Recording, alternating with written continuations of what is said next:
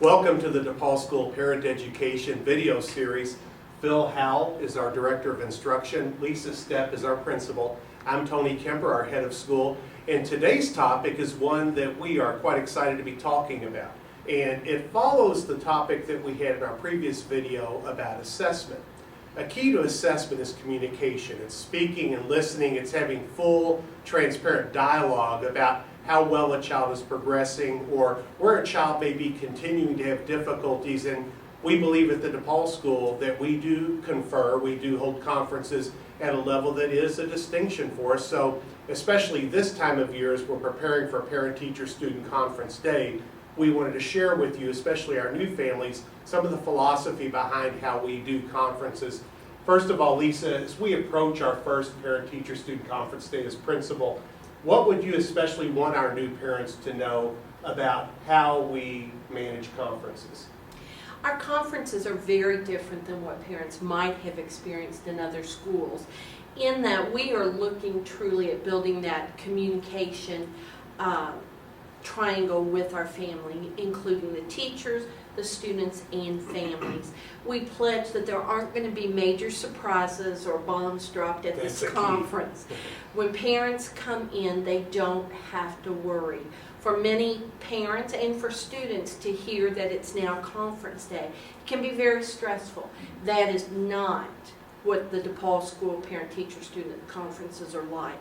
We want to welcome families. We encourage communication partners so that during that 30 minutes that we have to share on that day, that students and teachers and parents discuss the students' strengths, how they have grown and developed at DePaul, where we're going, and what our plan is to get there. And there have already been those conversations Absolutely. through phone and so forth. So there have been many conversations. This will give a time for us to look more laser beam at what a student's doing in terms of academics, but also looking at the big picture of how a student is progressing as a learner. We also started this very first parent-teacher conference teaching a student how to talk about how they learn, about the progress they've made. They are an integral part. It's not adults talking about the learner or about the student. It's a student working with his parents and his teachers to talk about the progress that he or she has made. Now, there may be times when a teacher may ask for additional conference if there is an issue that the adults should talk about without the child. But that is not common. That's the exception to the rule. We also work a lot to help the students identify the areas that they feel they are strong in. I'm a good reader. I'm excellent math and at word problems. and the students own those comments. Exactly. To show ownership and to make them realize that they are the ones working in tangent with their teachers to bring about this growth.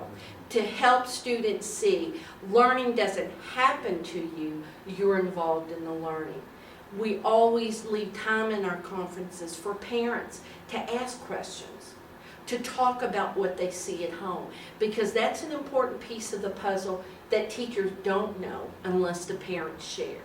So that's very much what we're looking at, and it is a very positive experience, I believe, for all three members of our community, the students, the parents, and the teachers. So the student takes a central role Yes. in this, which is actually his or her conference. Yes. We want our parents to come in knowing that we have a great deal to discuss, but they should not feel uncomfortable. And I know Absolutely. we've all been teachers and we've taught in other settings, and that simply is not the climate to which Exactly. people come in for conferences. No. Phil, what kinds of information then will our teachers be sharing with the student and with the parents? Well, our teachers will be very eager to share the big picture as well as the details. The big picture being, are we seeing the child developing as an independent learner? And a lot of that conversation may well center around what we call the attitudes and skills of success. You'll find those posted in every classroom, and they're part of our ongoing conversations with students because of their importance. And so teachers will want to talk about Do we see drive developing in this student, that push for excellence, that motivation, that ability to set a goal and keep one's eye on that goal? Do we see this child developing resilience? So when they fail or when they experience difficulties and frustration, do they continue to push forward, or are they still, have they still not developed that yet and they tend to crumble or shut down? These are key aspects of being an independent and successful learner that at every age level, in an appropriate developmental way, we want to talk about and we want to convey.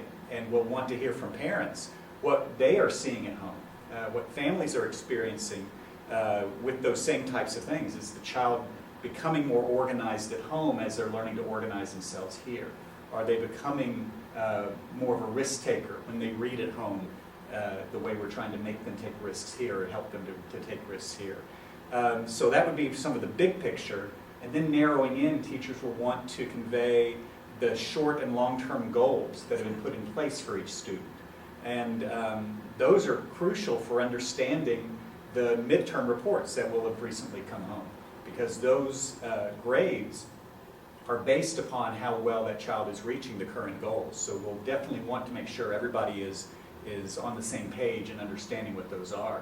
And then certainly the teacher will want to share work examples and show specifically what those skills are, what the concepts are that are being developed in each class at that point. Mm-hmm. So the parents and the students are taking very active roles. They are just not passive in hearing us go through what each class's grade was. This is and not going to be a comments. presentation Right. to families and to children. And that's important for our families Yes, to know. whether they're 5 years old and in our kindergarten class or whether they're 8th graders, we're going to work to get all parties talking in a very relaxed, very nurturing type of experience.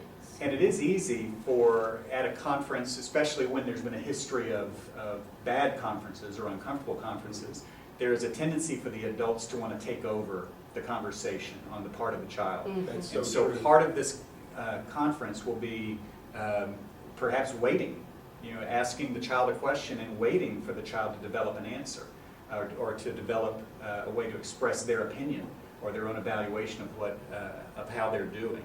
So we would ask that parents be in on that plan as well, not to step in and take over the conversation.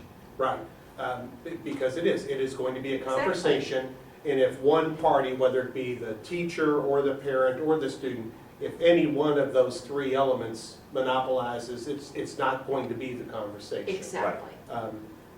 What are the kinds of questions you like hearing from parents at conference? And I know my favorite one, a variation of that, is that when a parent confers with me, if I'm teaching math, for example, and a parent would ask a question such as, what's the difference between a concept of number and an application?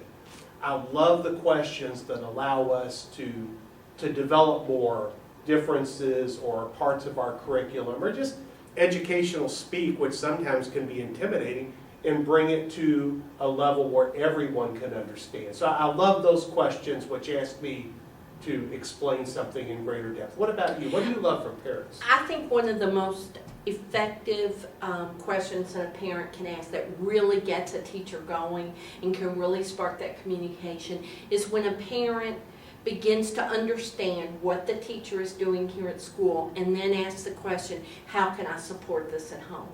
How do I need to be involved with my students' homework? What do I do as parent versus what does he do? And that really does give the teacher the opportunity to brainstorm with that family about if a student gets home and they're struggling with their homework, what's the next step to be done? So good clarification. Yes, With all exactly. three at the table, which makes for excellent accountability. Absolutely. And I think the other question that I love is when parents will ask the question, how do we keep this communication going?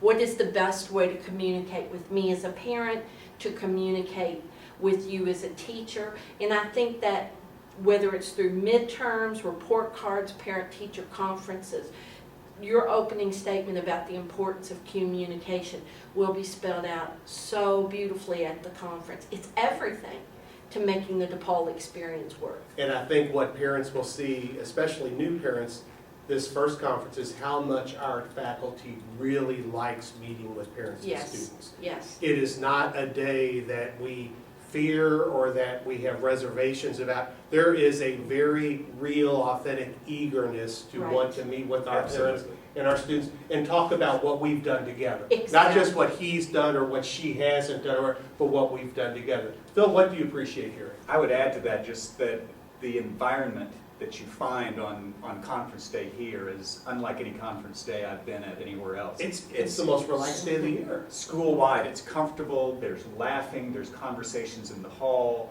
it's a very comfortable time, and so I would want to put new parents at ease to not be prepared for the worst, but really come to enjoy a conversation with us.